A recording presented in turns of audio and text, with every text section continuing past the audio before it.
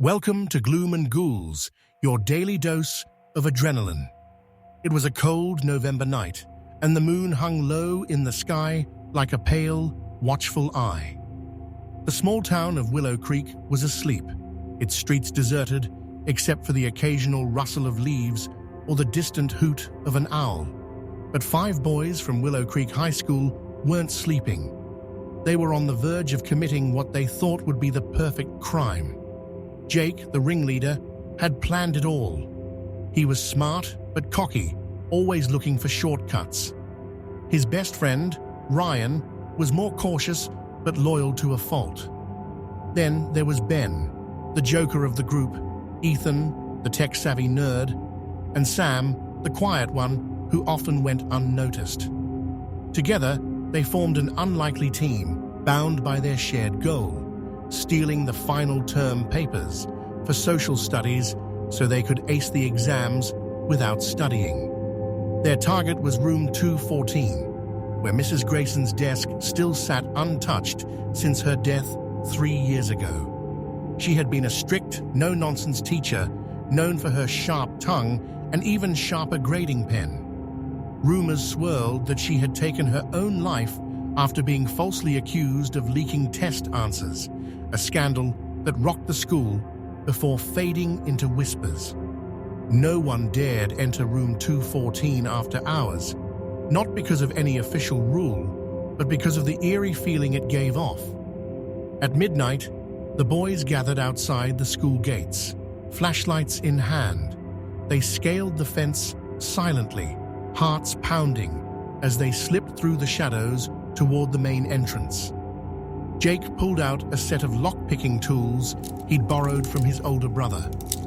Within minutes, the door clicked open and they stepped inside. The school felt different at night, hollow, almost alive. Every creak of the floorboards echoed like a scream, and the fluorescent lights flickered faintly despite being turned off. As they crept down the hallway, the air grew colder with every step closer to room 214. "Are you sure this is a good idea?" Sam whispered, his voice trembling. "What if someone sees us?" "No one's here," Jake snapped, though his bravado faltered when he glanced over his shoulder. "Besides, we'll be in and out before anyone knows." When they reached room 214, Jake pushed the door open slowly. It groaned on its hinges, revealing rows of empty desks, bathed in silver moonlight streaming through the windows. At the front of the room stood Mrs. Grayson's desk, exactly as she'd left it. A thin layer of dust covered everything, giving the space an abandoned, ghostly aura. Ethan moved forward first, pulling a USB drive from his pocket. "I can hack into the system and copy the files onto this," he said, kneeling beside the computer. But as soon as he plugged it in, the screen lit up, not with the login page, but with a single sentence typed in bold, red letters: "Leave now." The boys froze. "What the hell?" Ryan muttered, backing away. "Did you do that?" "No," Ethan stammered, yanking the USB drive out. Before anyone could react, the classroom lights flickered violently, then burst to life, flooding the room with harsh, white light. And standing at the front of the class, glaring at them with hollow eyes, was Mrs. Grayson. Or rather, her ghost. Her translucent figure wore the same gray suit she'd died in, her hair pinned tightly back. Her lips curled into a cruel smile as she raised a skeletal finger and pointed directly at Jake. "You think you can cheat your way to success?" she hissed, her voice echoing unnaturally. "You disgust me," Mrs. Grayson's ghost hissed with venom, her hollow eyes piercing through the boys. Panic erupted. They bolted out of the room, slamming the door shut behind them. Their hearts raced as they tore down the hallway, only to discover that no matter where they fled, the library, the gymnasium, even the cafeteria, she was there. Her ghostly figure materialized in every classroom and every corridor.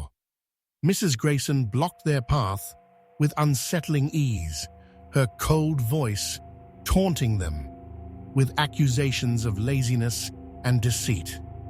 "You'll never escape," she sneered, her translucent form hovering closer with every step they took. "You'll pay for trying to tarnish my reputation." Ben tripped and fell, scraping his knee as panic overtook him, but he scrambled to his feet, with the others dragging him along. His voice cracked as he cried out, "We need to get out of here." Tears streamed down his face, a reflection of the terror that gripped them all. Finally, the boys reached the exit. They burst through the double doors and collapsed onto the dewy grass outside, gulping in the cold November air like they had just been pulled from the drowning. In their panic, they dared to glance back at the school, expecting to see her ghostly figure floating in the windows, watching them still. But the building was eerily dark and silent, as if nothing had happened. Weeks passed, but none of them spoke about that night, even to each other. In the hallways of Willow Creek High, they avoided making eye contact, tied together by an unspoken shame and fear, yet too scared to relive the events by speaking them aloud. The memory of Mrs. Grayson haunted them in more ways than one. When the final exams rolled around, none of them dared to repeat their earlier plans. Instead, they buried their heads in textbooks, the fear-driven determination pushing them to study harder than ever before. And yet, deep down, they knew she hadn't forgotten them. Late at night, when the wind howled just right down the quiet streets of Willow Creek, they could still hear her voice, soft, chilling, and full of malice, whispering in their ears, "Cheaters never prosper." Sometimes, when they were alone, their breath hitching in fear, they'd catch her watching them in the most unexpected places. A flash of her cruel smirk in the reflection of a car window, the faint outline of her sharp gaze in their bathroom mirrors. What would you do in their shoes? Could you face her wrath and escape, or would you dare to enter room 214 for your own reasons? Let us know your thoughts, or better yet, share if you have your own spine-chilling tales of the supernatural. At Gloom Ghouls, it's our mission to bring your daily dose of adrenaline. Subscribe now and turn on notifications, because the next story might just be more haunting than the last. Stay curious, stay brave, and remember, some secrets are better left buried.